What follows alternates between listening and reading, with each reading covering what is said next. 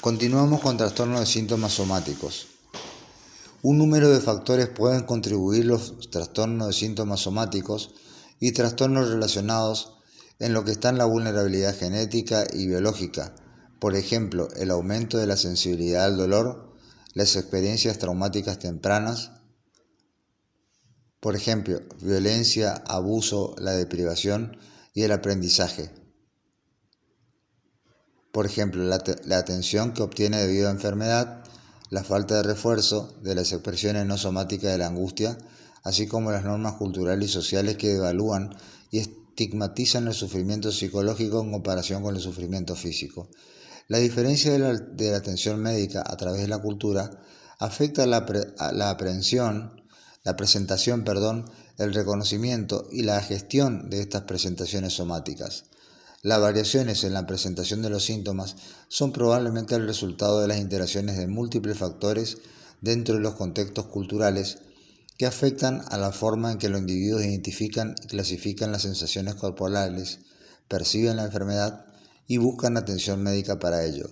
Por lo tanto, las presentaciones somáticas pueden ser consideradas como expresiones de sufrimiento personal dentro de un determinado contexto cultural. Todos estos trastornos se caracterizan por una atención importante a las preocupaciones somáticas y a su presentación inicial, principalmente en los centros médicos en lugar de en los centros de salud mental. El trastorno de síntomas somáticos ofrece un periodo con mayor utilidad clínica para clasificar a los individuos que en el pasado se podrían haber diagnosticado de trastorno de somatización.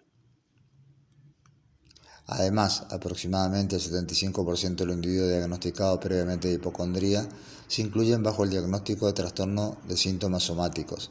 Sin embargo, alrededor del 25% de las personas con hipocondría tienen alto grado de ansiedad por la salud en ausencia de síntomas somáticos y muchos de los síntomas de estos individuos no se consideran para un diagnóstico de trastorno de ansiedad.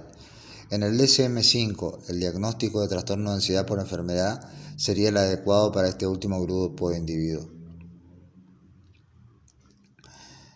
El trastorno de ansiedad por enfermedad se podría considerar un diagnóstico de esta sección o un trastorno de ansiedad, debido a su fuerte enfoque sobre las preocupaciones somáticas y a que el trastorno de ansiedad por enfermedad se ve más a menudo en los centros médicos. Se le sitúa para una mayor utilidad en la lista de los trastornos de síntomas somáticos y trastornos relacionados.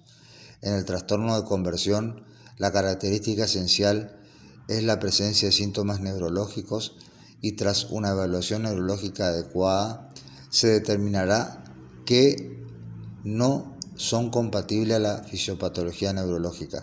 Los factores psicológicos que afectan a otras afecciones médicas también se incluyen en este capítulo.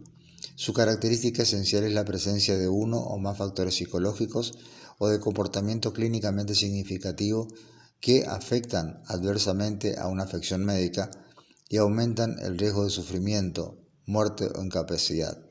Al igual que otros trastornos de síntomas somáticos y trastornos relacionados, los trastornos ficticios expresan problemas persistentes en la percepción de la enfermedad y la identidad.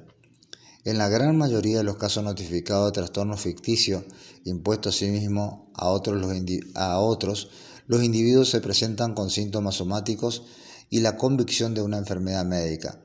En consecuencia, en el DSM-5, el trastorno ficticio está incluido entre los síntomas somáticos y trastornos relacionados. En el caso de otro trastorno de síntomas somáticos y trastornos relacionados especificados y otro trastorno de síntomas somáticos y trastornos relacionados no especificados, se trata de enfermedad en la que se cumplen algunos, pero no todos los criterios de trastorno de síntomas somáticos o trastorno de ansiedad por enfermedad, así como la pseudociesis.